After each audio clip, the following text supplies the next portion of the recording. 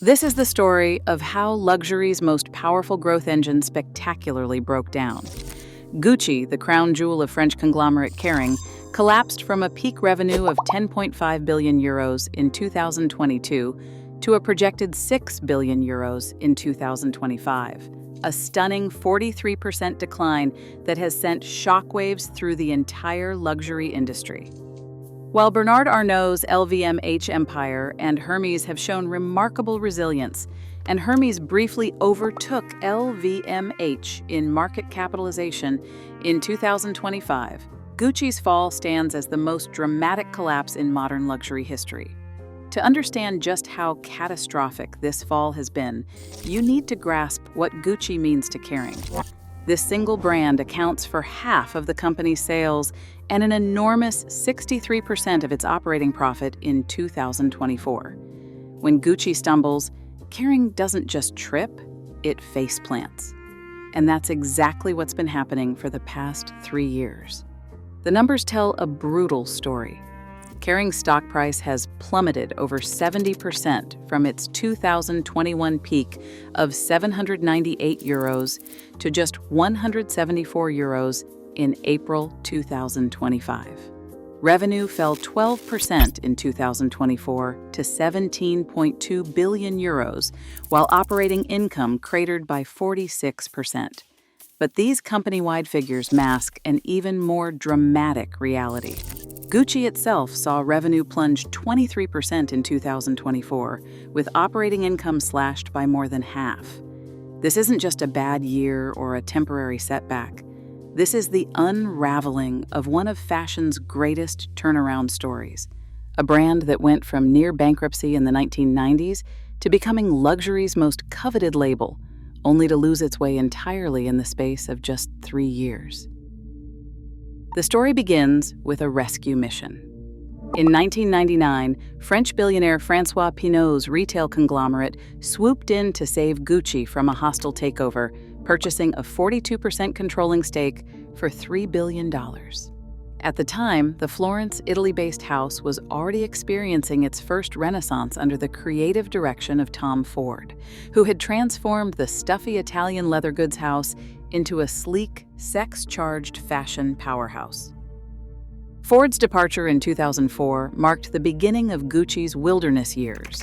His replacement, Frida Giannini, spent a decade trying to recapture the magic, but Gucci remained stuck in creative limbo.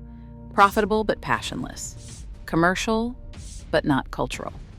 By 2014, the brand was generating respectable revenues of around 4 billion euros. But it had lost its edge, its relevance, and most dangerously, for a luxury brand, its desirability among aspirational luxury consumers and entry-level luxury buyers. Then came Alessandro Michele, and everything changed overnight. In January 2015, Michele was just a relatively unknown accessories designer working quietly in Gucci's Roman headquarters. When Giannini's exit was announced, Chief Executive Officer Marco Bizzarri gave Michele an impossible task. He had to completely reimagine the upcoming men's show in just 1 week. Michele did not just tweak Giannini's designs, he threw them out entirely and created something unprecedented in luxury fashion. The show was a revelation. Gone were the sleek, minimalist codes that had defined luxury for decades. In their place, Michele presented a maximalist fever dream. Men carrying embroidered handbags, wearing pussy bow blouses and ornate jewelry. It was romantic, intellectual, and completely nonconformist. Everything luxury fashion claimed to be, but rarely was. 2 days after the show, Michele was named creative director. What followed was the most successful turnaround in modern luxury history. Michele's Gucci wasn't just popular, it was unstoppable. For 5 consecutive quarters, starting in 2017, the brand posted growth exceeding 35%. Revenue exploded from 4 billion euros in 2015 to 9.7 billion euros in 2021. The brand's value skyrocketed from $5.44 billion in 2016 to $18.11 billion in 2022. But Michele had achieved something even more valuable than financial success: cultural dominance. His gender-fluid, ornately embellished designs became the uniform of a new generation of aspirational luxury consumers. Gucci wasn't just a brand anymore. It was a movement, a statement, a way of life for digitally native millennials and Gen Z consumers who valued authenticity and self-expression over traditional luxury codes. The fashion industry took notice. In 2017, Business of Fashion crowned Gucci its top brand. Michele's influence extended far beyond his own runway shows, inspiring countless imitators and fundamentally shifting luxury fashion's aesthetic direction. For a brief, shining moment, Gucci had achieved the impossible. It was both commercially successful and culturally relevant. Then, in November 2022, it all came crashing down. Michele's departure was announced with corporate efficiency but little explanation. Michele said there are times when paths part ways because of the different perspectives each one of us may have. The statement revealed nothing about the circumstances behind his exit. Industry insiders whispered about creative differences, about Kering's pressure for even faster growth, and about Michele's resistance to commercializing his vision further. Whatever the real reasons, Michele's departure left Gucci rudderless at the worst possible time. The luxury industry was entering a period of unprecedented turbulence. Chinese aspirational consumers who had driven much of the sector's growth for 2 decades were pulling back their spending. Younger consumers were becoming more discerning, less willing to pay premium prices for brands that felt generic or inauthentic. The post-pandemic luxury boom was deflating, leaving brands exposed if they could not maintain their creative momentum. Kering moved quickly to find a replacement, appointing Sabato de Sarno as creative director in January 2023. De Sarno, a former Valentino designer, brought impeccable technical credentials and a sophisticated understanding of luxury craftsmanship. His vision for Gucci was the polar opposite of Michele's maximalism. It was refined, understated, and focused on timeless elegance rather than trend-driven excess. De Sarno's Gucci Ancora collection launched in February 2024 to critical acclaim from fashion editors who praised its sophisticated tailoring and restrained use of Gucci's heritage codes. But critical acclaim did not translate to commercial success. The shift from Michele's bold, attention-grabbing designs to De Sarno's polished minimalism left consumers cold.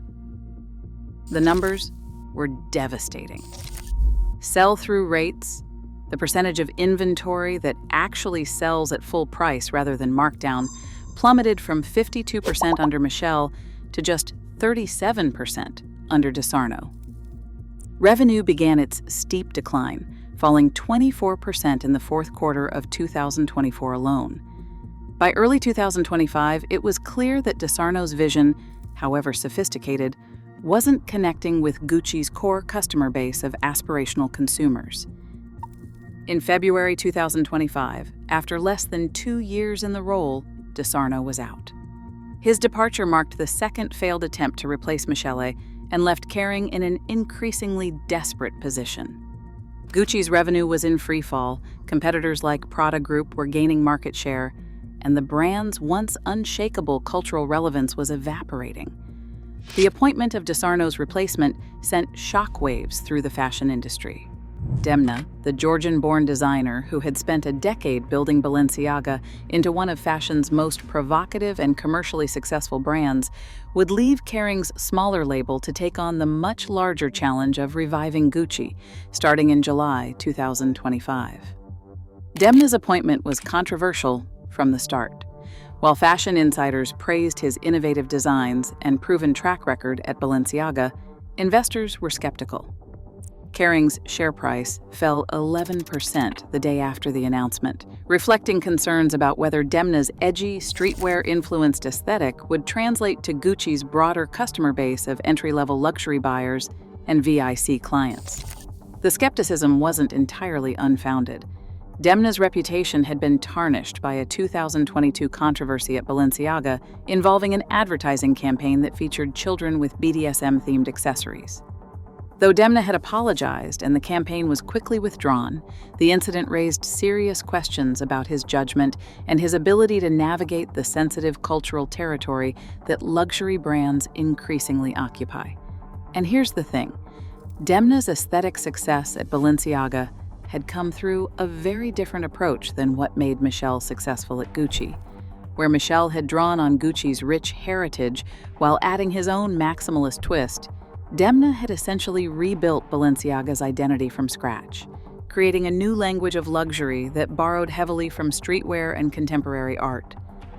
Whether that approach could work at a heritage brand like Gucci remained an open question. But Demna's appointment was just one part of a much broader transformation at Kering.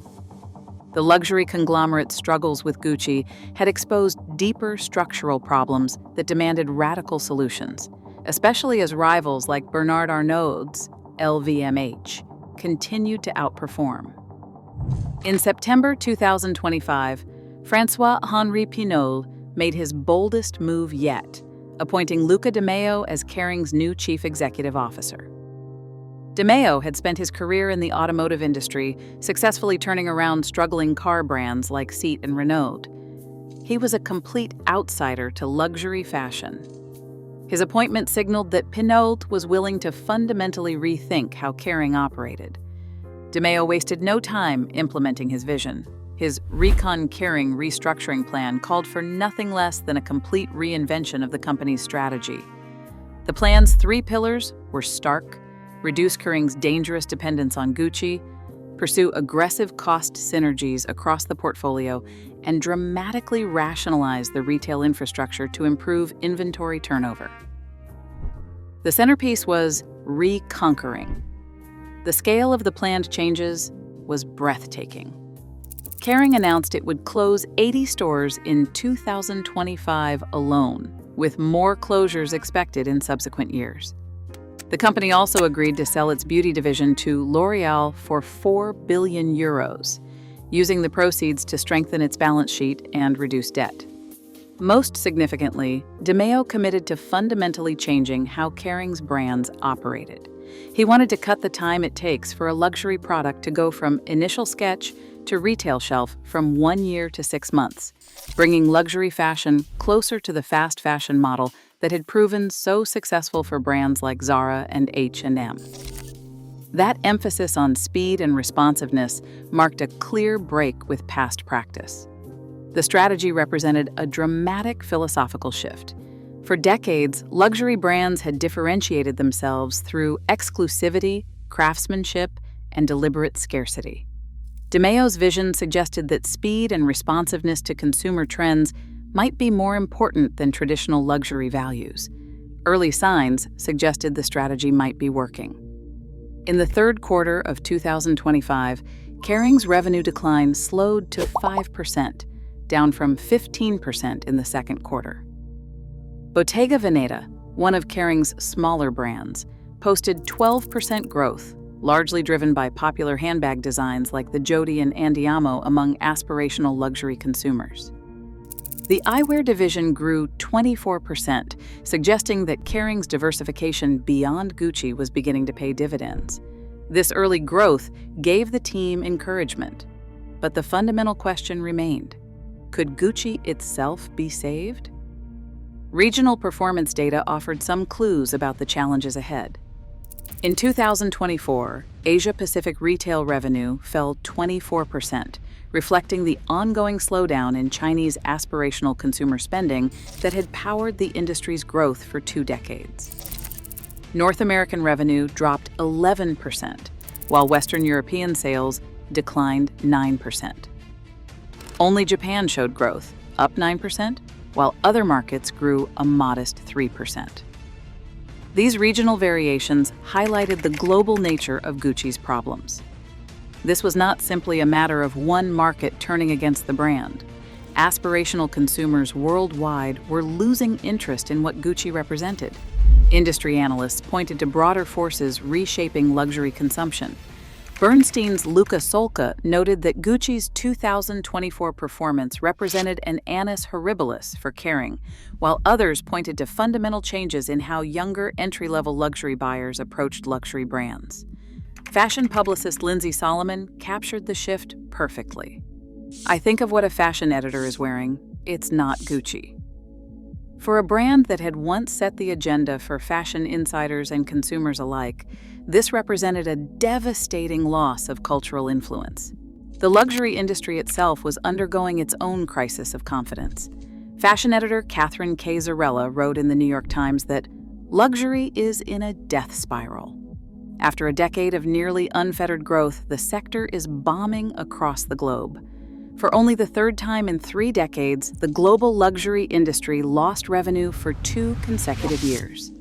Against this backdrop, Gucci's problems seemed both symptomatic of broader industry challenges and uniquely severe. The brand that had once epitomized luxury's ability to reinvent itself and capture new generations of aspirational consumers had become a cautionary tale about the dangers of losing creative direction. As Demna prepares to take the creative reins in July 2025, he faces a challenge that goes far beyond designing beautiful clothes. He must rebuild not just Gucci's aesthetic identity, but its emotional connection with aspirational luxury consumers who have countless alternatives competing for their attention and wallet share. The stakes could not be higher. Gucci's success or failure will determine not just the future of Kering, but whether traditional luxury brands can adapt to a rapidly changing consumer landscape. The brand that once proved luxury could be both commercially successful and culturally relevant now faces the ultimate test. Can it prove that lightning can strike twice? The answer will reshape the luxury industry for decades to come.